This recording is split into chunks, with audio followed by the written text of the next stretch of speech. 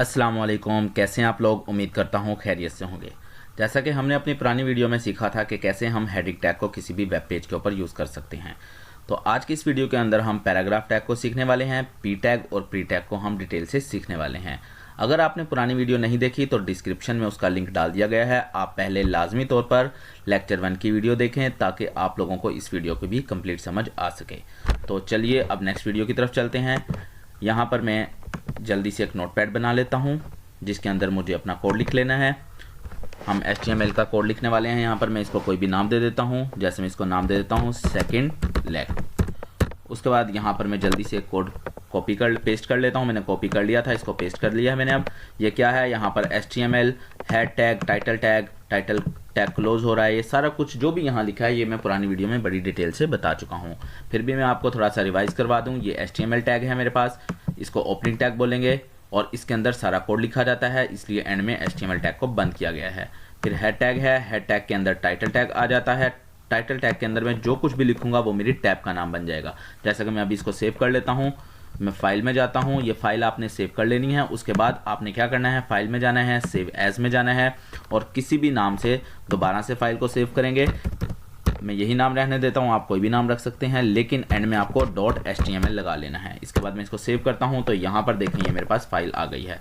अब ये जैसे ही मेरे पास यहाँ पर फाइल आई है, मैं इसको दोबारा ओपन करने वाला हूँ। ये आपके पास यहाँ पर फाइल आ चुकी है। तो यहाँ लिखा है IES World 01। क्यों? क्योंकि यहाँ पर अगर मैं देखूँ तो मेरी टैब के ये जो यहाँ पर टाइटल के अंदर जो नाम लिखा हुआ है ये IES World 01 है। मैं यहाँ से 01 हटा देता हूँ और Ctrl+S करता हूँ। उसके बाद Ctrl+S सेव की शॉर्टकट की है, आप फाइल में जाके सेव कर दें या Ctrl+S कर दें। और इसके बाद यहाँ आता हूँ, यहाँ पर आप इस पर रिफ्रेश करें तो देखें 01 यहाँ से हट चुका है। तो इसका मतलब ये हुआ कि टाइटल टैग के अंदर जो भी कुछ मैं लिखने वाला हूँ वो टैब का नेम बन जाएगा। उसके बाद टाइटल टैग को क्लोज कर दिया गया है। फिर हेड टैग जो मैंने स्टार्ट की थी उसको क्लोज कर दिया गया है। इसका मतलब ये हुआ कि हेड टैग के अंदर मेरा टाइटल टैग आएगा और उसके अंदर कुछ भी लिखा जाएगा जो टैब का नेम बन जाएगा और फिर टाइटल टैग क्लोज होगा और हेड टैग क्लोज होगा। उसके बाद बॉडी टैग स्टार्ट होगा और बॉडी टैग के अंदर हम पूरा का पूरा कोड लिखने वाले हैं। लास्ट वीडियो हमने हेडिंग टैग के बारे में हमने डिटेल से पढ़ लिया था। हेडिंग टैग में H1, H2, H3, H4, H5 और F6 को हमने डिस्कस किया था। तो आज के इस वीडियो के अंदर हम देखने वाले हैं कि पैराग्राफ टैग क्या होता है। यहाँ पर मैं जाता हूँ और मैं P टैग लिखूँगा और P टैग को मैं क्लोज भी कर लेता हूँ। अब इसके बाद यहाँ पर मैं कुछ भी लिखूँगा, जैसे कि मैं लिख लेता हूँ hello my name is Mohammed Muzammil Khan.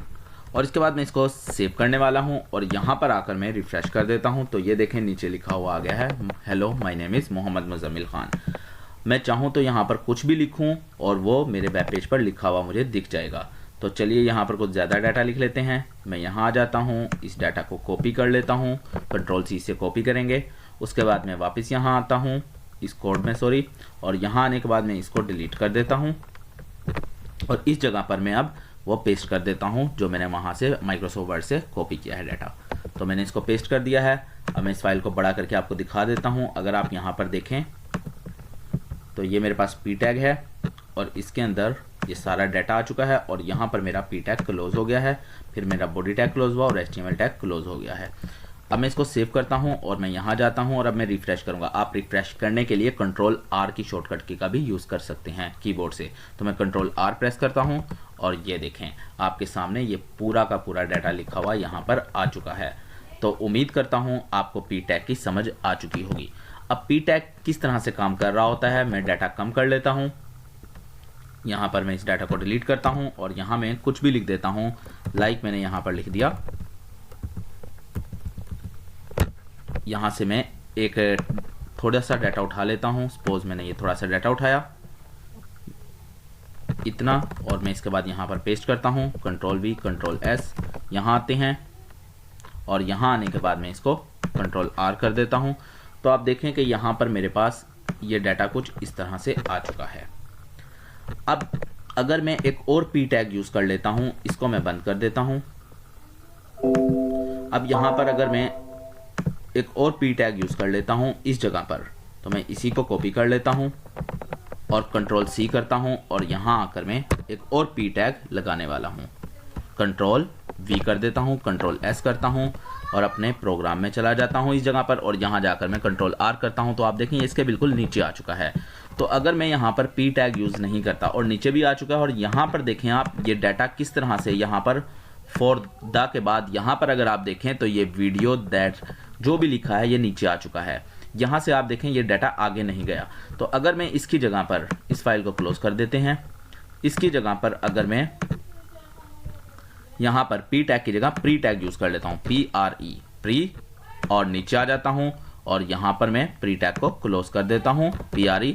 इसी तरह से यहाँ पर मैं लिखता हूँ PRE और यहाँ पर भी मैं लिख देता हूँ PRE और कंट्रोल एस करता हूँ।